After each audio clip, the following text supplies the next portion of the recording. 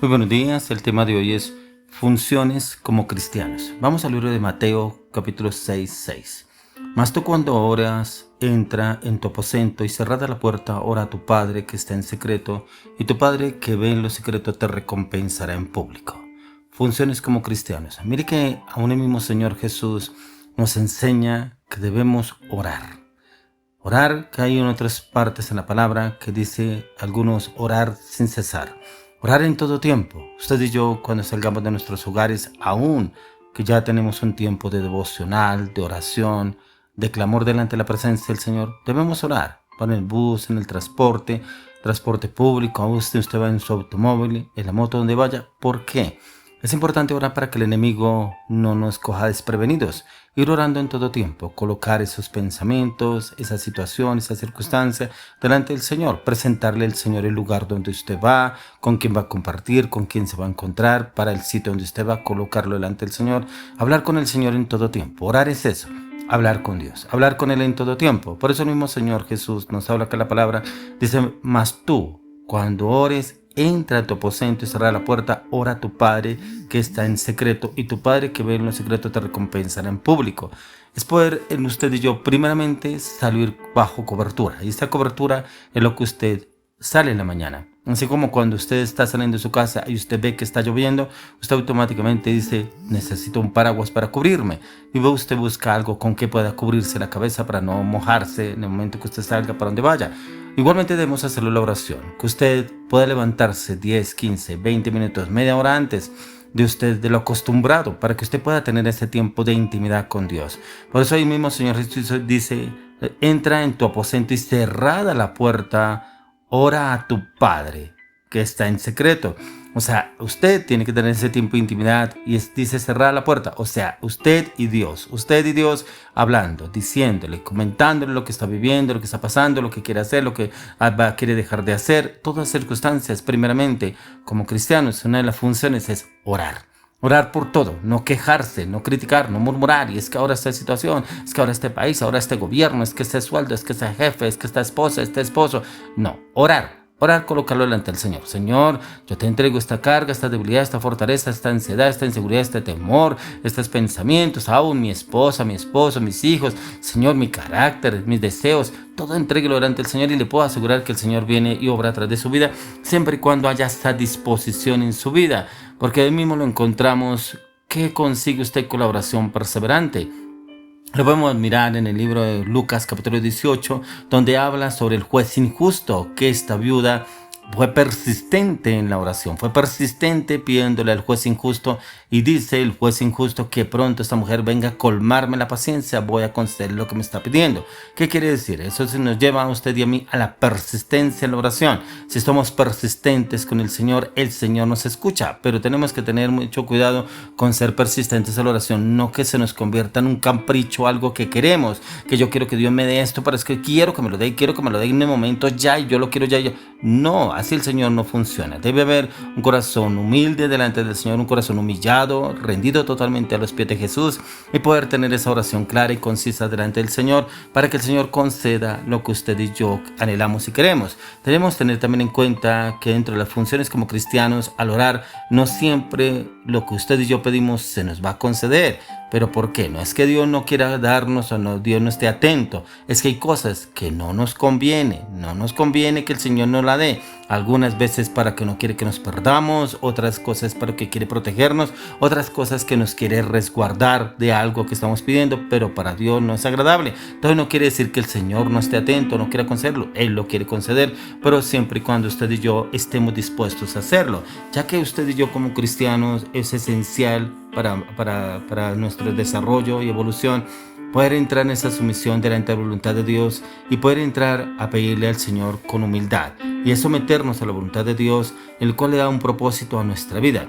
Es hacer oraciones que obras, haces sentir bien contigo mismo, cómo te va en la oración, qué estás haciendo para incrementar esa oración, esa persistencia delante del Señor, o de pronto usted todavía es de oraciones instantáneas.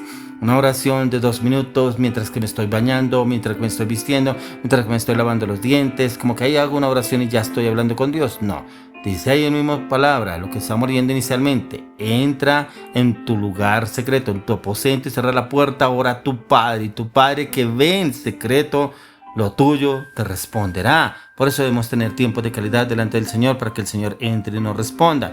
Pero es importante acompañar los tiempos de oración con la palabra, para que la palabra sea también renovando nuestra mente, nuestro carácter, pensamientos, actitudes y decisiones.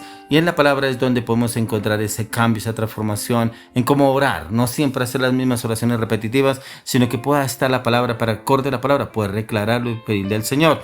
Por eso lo encontramos en el libro Colosenses capítulo 3, verso 16.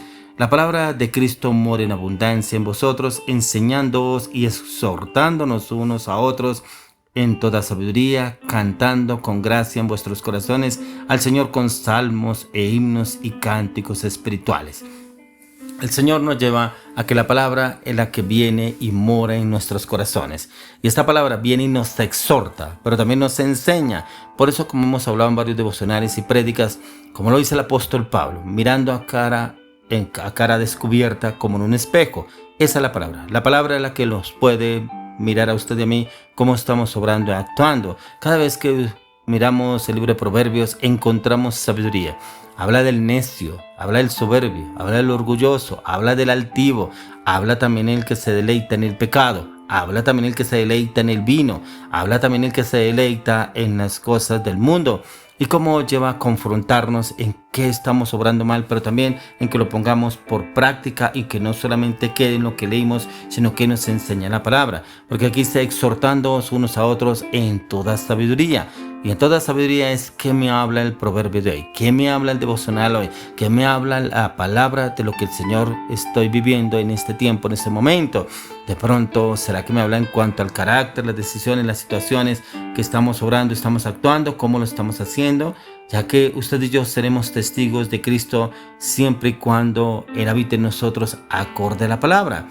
Hay momentos en que uno habla con personas que dicen que son cristianos, pero no hablan nada en la palabra de Dios. Hablan de cómo fue bonito el culto, cómo fue bonita la alabanza, tales personas fueron a la iglesia, yo vi a tal persona en la iglesia, cómo se llenó la iglesia el día de ayer, pero fue hartísima gente, pero es que no, casi no va gente a esa iglesia, pero muy poca gente habla realmente la palabra. Mire que Dios me habló en el proverbio, mire que Dios me habló en este salmo, mire que Dios me habla y Dios a mí siempre me confronta en esta palabra que yo estoy leyendo, y cada vez que la leo me encuentro un cambio, una renovación en mi mente, en mis pensamientos, y eso muy poco se ve hoy en día en los cristianos. Ya hablen de la palabra, confiesen de la palabra, cuando la palabra es la que renueva, la palabra es la que restaura, la palabra es la que cambia, la palabra es la que limpia, la palabra es la que purifica, la palabra es la que santifica la mente, el corazón, el espíritu, las palabras, las acciones, las decisiones. Por eso es importante que usted y yo, la oración, esté acompañada de la palabra. ¿Qué palabra le dio hoy el Señor? ¿Será que sí leyó la palabra? ¿O será que solamente se conforma con la palabra que da el pastor el día que va a la iglesia y cuando no va, o sea, esa semana se quedó sin palabra porque resulta que no pude ir por X o Y motivo? Encontramos también que aquí el Señor nos lleva en esta palabra que estamos leyendo en Colosenses 3:16, dice: cantando con gracia en vuestros corazones al Señor con salmos e himnos y cánticos espirituales. Independientemente de todo, no debemos enfrascarnos tanto en el problema, la circunstancia o la situación que estemos pasando. Debemos también adorarlo, cantarlo, exaltarlo, bendecirlo a Él.